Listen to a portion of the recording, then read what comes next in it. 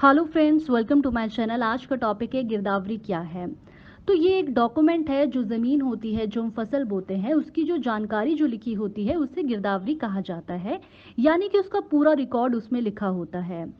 गिरदावरी के अंदर क्या क्या आता है, जैसे कि आपके पास कुल कितनी ज़मीन है, उसके अंदर सिंचाई किस माध्यम से होती है, क्या फसल उसमें उगाई जाती है।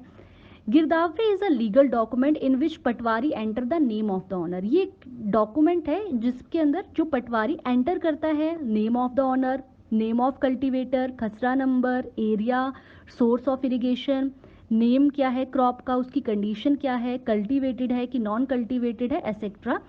ये सभी बातें उसमें लिखी होती है, जिसे गिरदावरी कहा जाता है।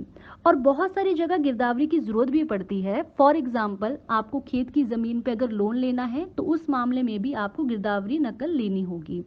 इसके अलावा अगर आपकी फसल है वो ख़राब हो गई है तो उसका क्लेम लेने के लिए भी गिरदावरी की ज़रूरत पड़ती है कि आपकी जो फसल है वो कौन सी ख़राब हुई है, आपने कौन सी फसल बोई थी, कितना एरिया आपका फसल का जो था वो बर्बाद हो गया है।